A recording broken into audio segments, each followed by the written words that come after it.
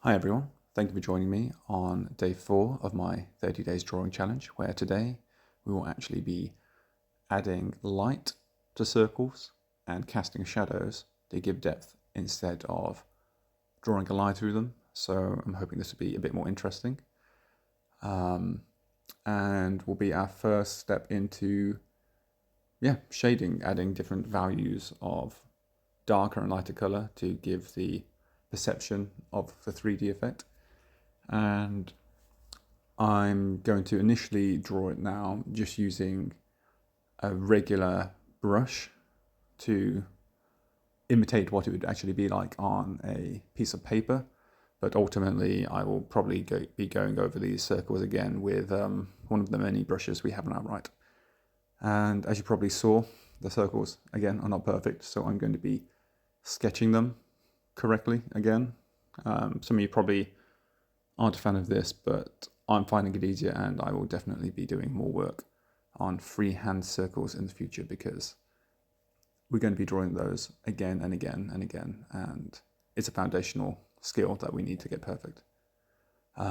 So for this first circle, I'm going to be drawing the light source at the very top of the circle, and therefore this will cast this kind of oval underneath it, and feel free to trace over the circle itself because the circle will be also getting shadows, not just the shadow beneath it. So I'm just going to squiggle underneath here to give it a darker value, and then also give that value to this kind of crescent shape where the shadow will bend around the circle.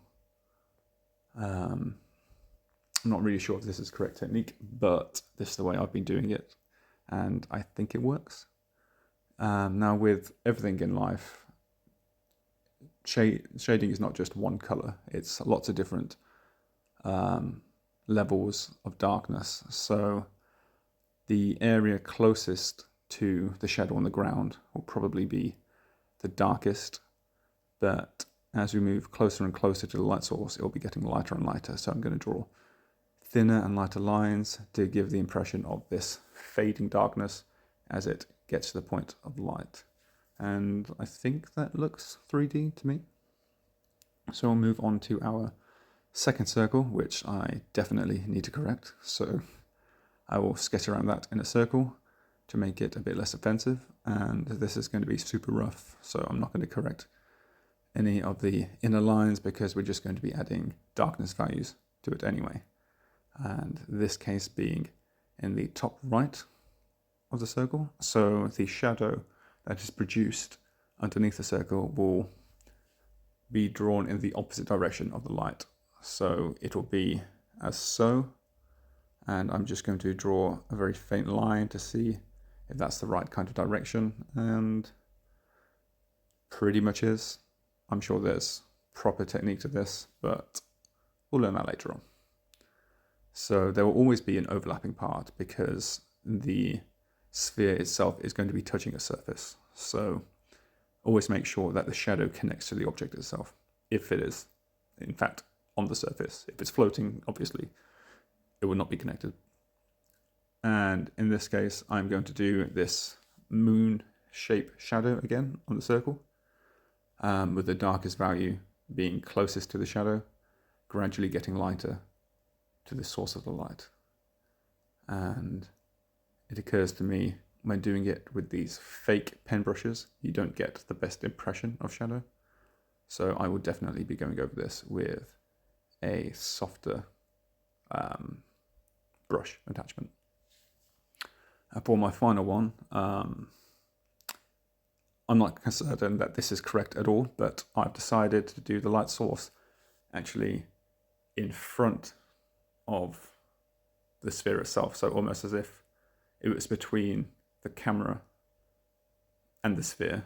So directly in the center. And I'm not sure what it's supposed to look like. This is me just extrapolating at the end of the lesson and just playing around with it, hopefully learning something new. So I'm going to draw that directly in the circle, and because the object is still going to be on the surface, there's going to be a shadow cast at the very bottom, but also there's going to be a shadow all the way around the outside, but nothing in the middle where the light actually is. Because it's a 3D object, the light starts to bounce off as it gets to the edge of the sphere. So this really isn't giving the best impression. But if we clean it up a bit around the outside and definitely use a different brush, and I originally went with this light grey because I thought it would be more appropriate for these lighter colours, because they're not going to be as dark as when we could see the opposite side, which isn't facing the light.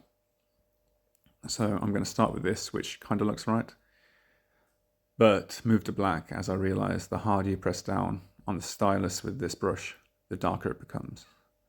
And I'm hoping this is giving a representative look of what shadow looks like when the light source is between us and the object.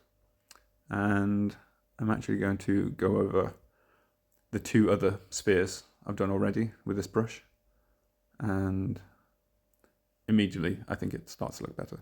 So I'm going to apply this darker shadows around the edge closest to the shadow and just get a bit lighter as it reaches the surface immediately touching the light.